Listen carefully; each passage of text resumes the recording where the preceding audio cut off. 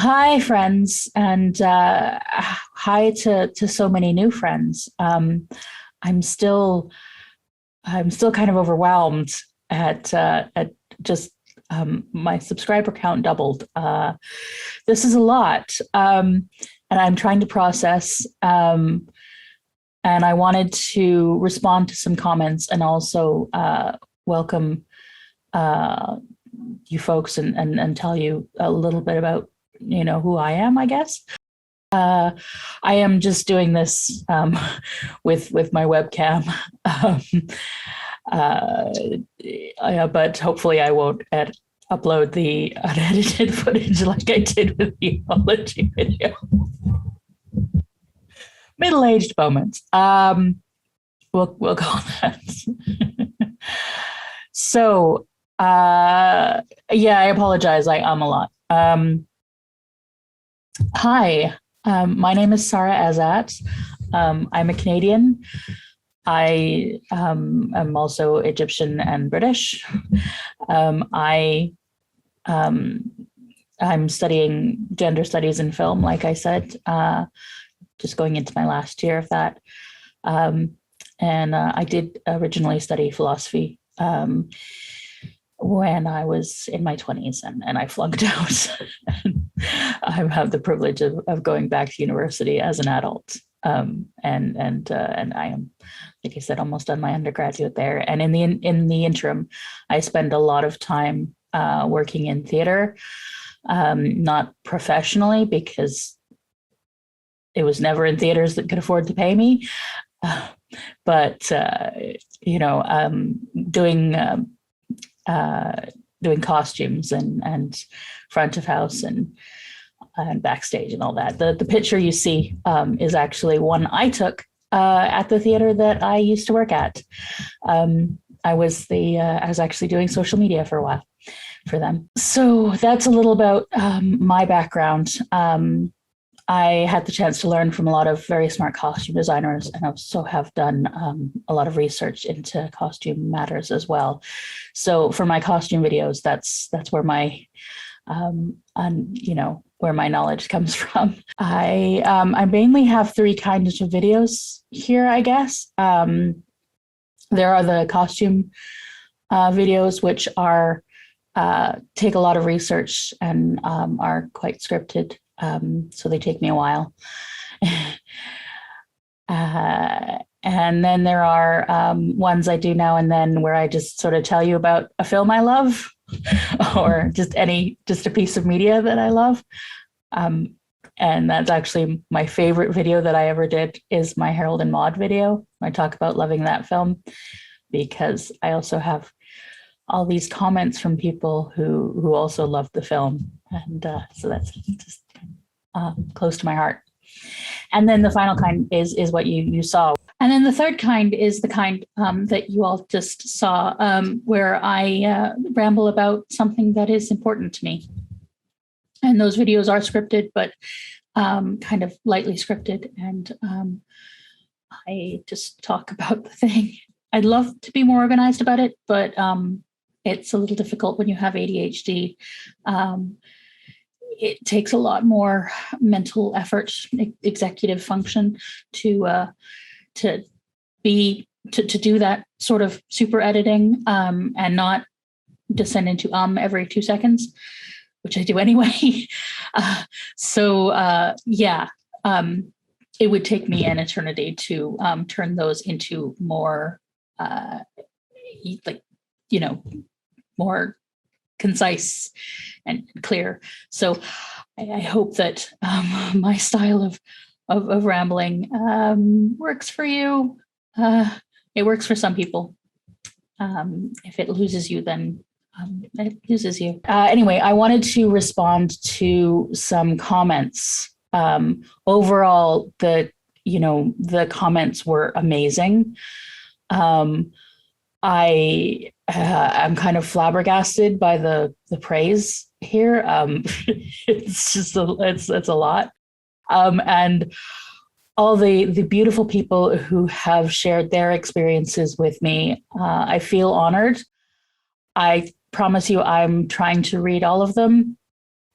although I can't exactly respond to all of them, just emotionally. But I want you to know that I am reading them. And I hope that some of you are also able to read each other. There are a lot of your stories that rhyme. I heard from a lot of trans people and people who were racialized, and people with disabilities, and people who have a lot of those intersecting. And yeah, I'm with you all. We need a better medical system. We need a better everything. Yeah. In fact, I want to shout out to one person. I believe their name was Ed, although I don't know what their pronouns are, who said, "Is this capitalism?" Yeah. Give that human the QB doll. And in fact, here you can have the anglerfish. Her name is Gladys. Yes, you are 100% right. This is capitalism. It's talking about power, and in capitalism, capital is power. That's one of the fundamental problems with capitalism is an ideology. It's an ideology based around power. And that's fundamentally incompatible with a more equal society. And I also wanted to shout out to someone. I can't find the comment at this minute. I'll try and put it up there, who was explaining to someone who was a bit confused about fat as a matter of oppression, because fat people can change.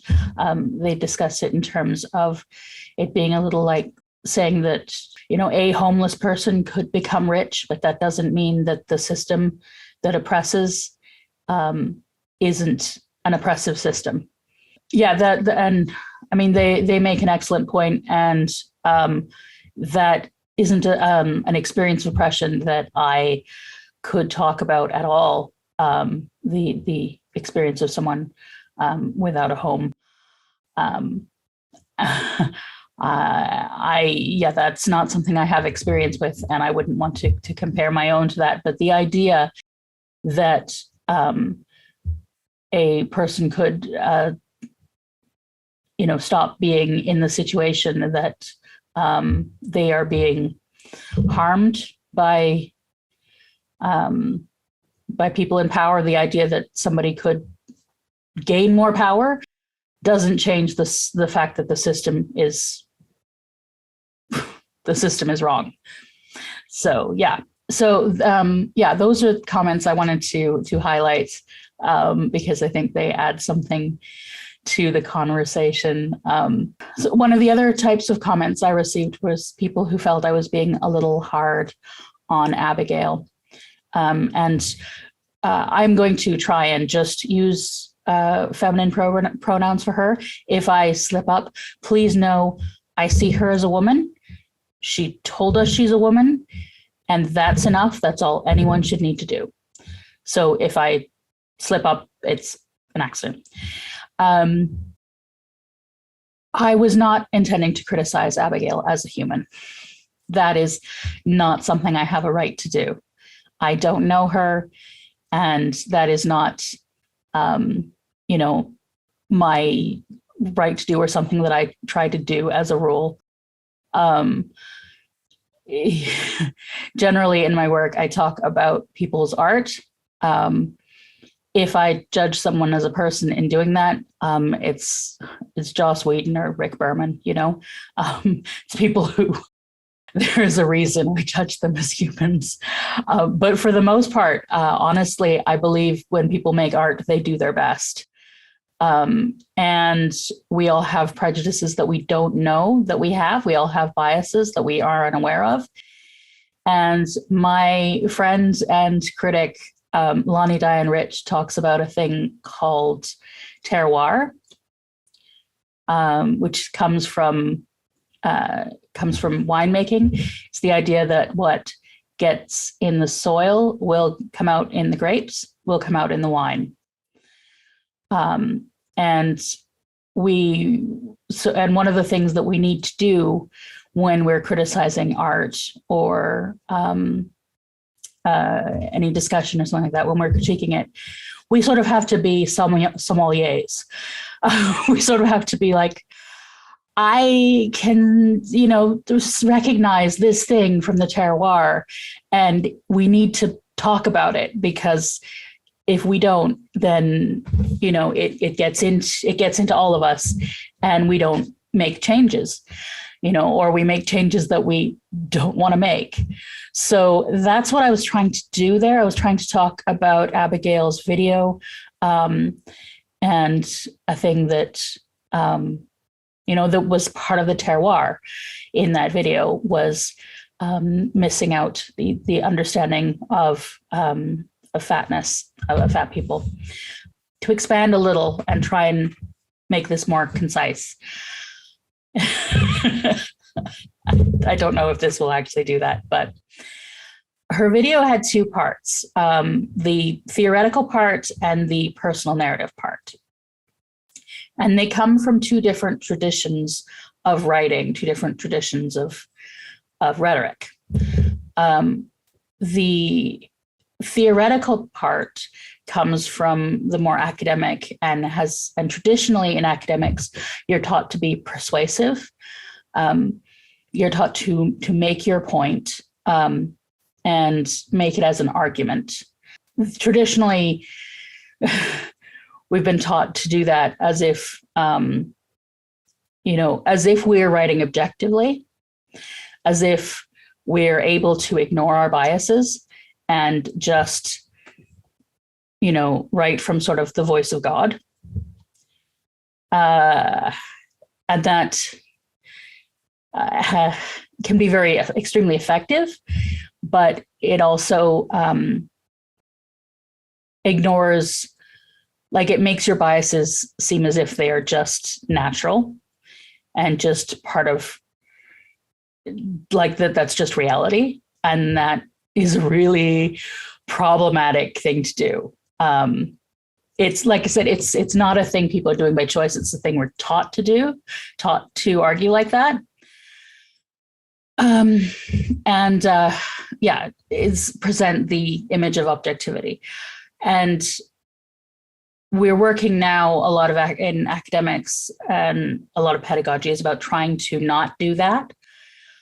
Specifically in gender studies, where I come from, we're try to be extremely aware that that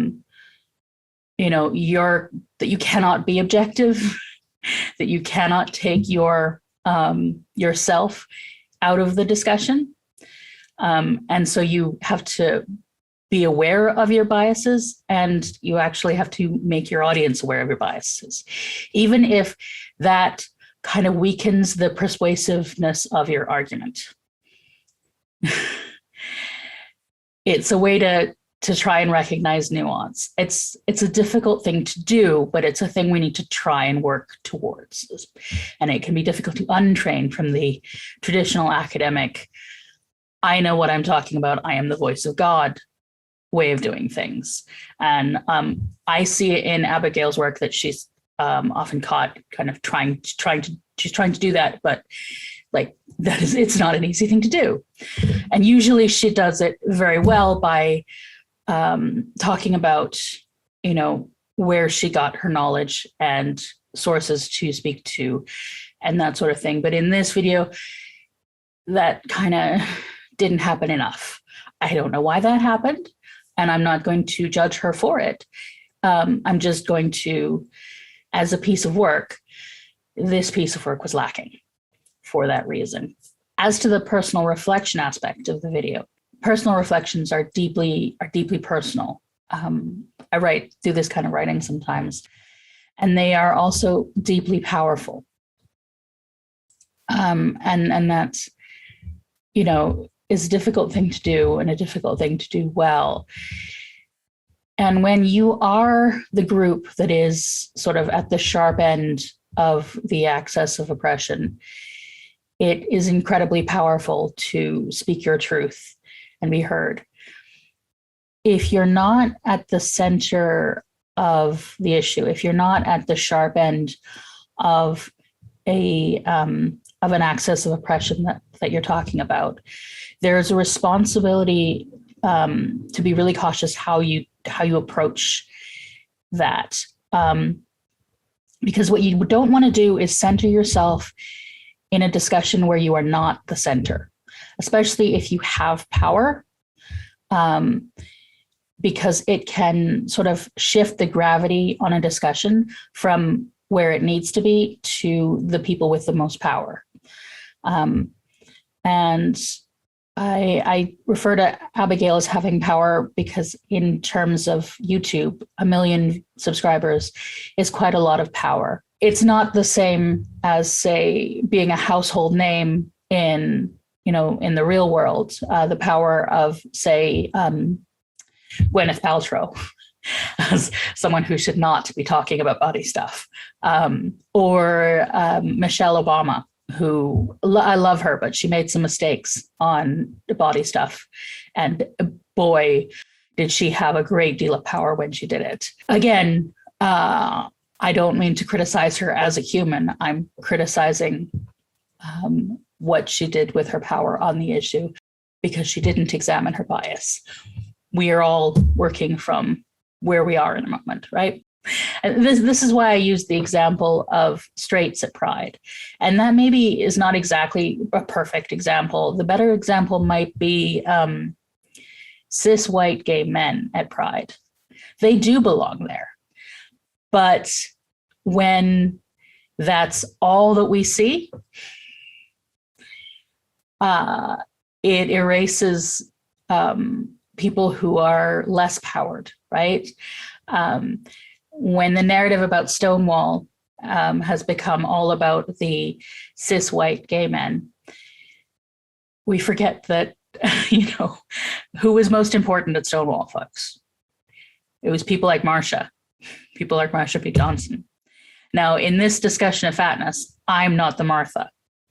That would be, again, people who are racialized and gender nonconforming, just like in that situation there, but still, it's like every one of us who's been to a pride parade knows that there's more than just cis white gay men, right? But to the straight folks, that may be all they see. And that changes the focus of the discussion, right? And we need to recognize that that is not the be all and end all of the discussion. So when we write these kinds of personal narratives, what I was taught, what I try to employ is to, instead of centering yourself, you locate yourself. So, and this was taught to me by a gender studies prof who comes from an Anishinaabe tradition. And so to her, this is about your place in the land as much as your place in anything else. It's you locate yourself. You say, this is where I'm coming from. This is my experience. And this is my position in terms of power. So that's why in that video, I talk about how I don't know the experience of dark-skinned racialized people who are also fat. That's not something I can speak to, or people with visible disabilities who are fat. That's why I linked those resources, That's me saying, this is my experience. This is the limit of my knowledge. And also to then recognize that there are things that I don't know that I don't know. So I don't know if that made things any clearer at all. That's what I was suggesting that Abigail and people who are following in her footsteps want to try to do when they talk about when they talk about their experience of things like eating disorders or anything else where you're affected by a situation, but you're not the people most affected by the situation. Is you've got to try and say, here's where I'm coming from. Here's my privileges in the situation, and here's my disadvantages in the situation. Like I said, it's a hard thing to do. And so, that's why I'm not criticizing her as a human. I am saying that this video was incomplete. That was what I meant. What I was trying to say is not that the video was bad, not that it didn't hold value, but that it was incomplete because there were aspects that needed to be at least nodded to that weren't. So there were problems with the theory parts, and there is a bit of a tonal problem with the personal narrative part. But, she's just doing her best. It's just with a platform that size, you have to accept that people are going to say, hey, wait a minute, you missed something. So that's all I was trying to do, was just be like, hey, wait a minute, you missed something. Let me fill in some blanks here. So that brings me to another section of the comments that I wanted to highlight. You folks picked up that I made some mistakes with how I spoke about Abigail Thorne. And you may have noticed that I've already responded to that. I think some people felt that I was being criticized much more heavily than I was. The criticism was very kind and very gentle. People just were like, you missed a thing, and it made me uncomfortable. And I did my best to respond as quickly to that as I could. And in my response video, I think some of you folks thought I was a bit more overwhelmed by that criticism than I actually was. I'm not beating myself up. I made a mistake. I apologized. I'm going to do better in the future. I think that's sort of that's pretty basic.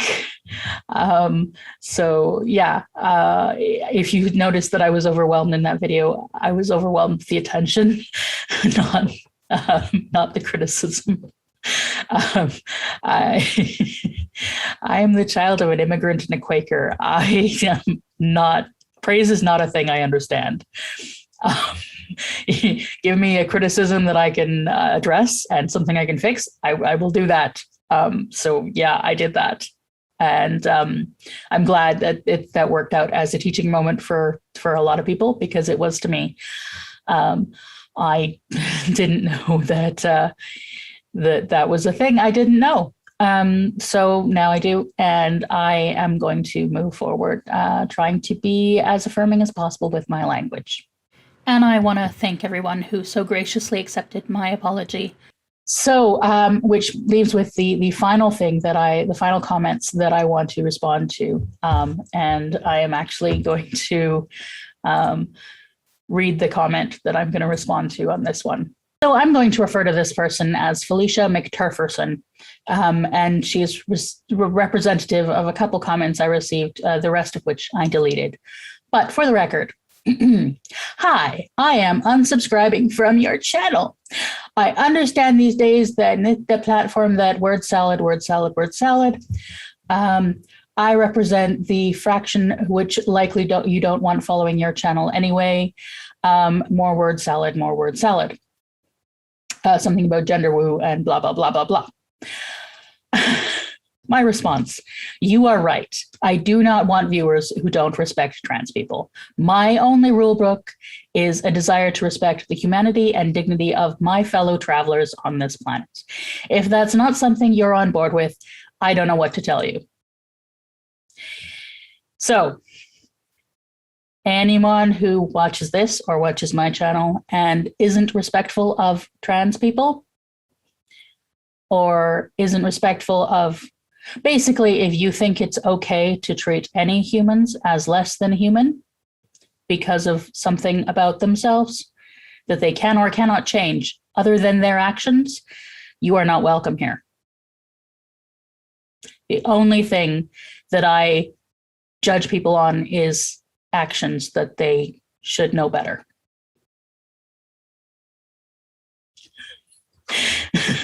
shout out to Steve Shives for empowering us to just tell our audience, you know what? If you're an asshole, you are. I don't want you watching. Yeah, I erased the rest of those. The only other comments that I received, I did receive a few fat shaming ones, and you can also go stick your head up a duck's bottom. With that, thank you to everybody who responded so kindly and so nicely. I'm trying to keep the comments section of the video free of TERFs and free of body shamers. If you see any that I didn't erase, let me know and I will. Yeah, thank you and welcome to my channel. Okay. Oh, and if you want to hear more from me, I actually have a podcast that I make with a couple friends, where we talk about Farscape. They are so two friends of mine who actually happen to be straight guys who are trying to learn to hug and talk about their emotions, and they do it a lot, and it's very sweet. And this is a great venue for that. You know, we always got to make spaces for that, right? And so we call it Muppet Sex and Trauma, which, if you know anything about Farscape, will make complete sense. They haven't watched the show. I have. It's a lot of fun. I also, we are doing a live watch with another friend of ours, Ian Martin from Passion of the Nerd, on Monday, which hopefully I get this out on Sunday, and that'll be the next day. We are going to be watching Duet from DS9, which Jack and Ian have not seen. So that should be fun. Just a little light. Just a little light episode of Star Trek. Yeah, if you want to come and join us doing that, that's at 5 Pacific Standard Time. I will link to Muppet Sex and Drama if you want to check that out, if you want to hear us talk about Farscape. Yeah, that's all from me. Thank you. Bye.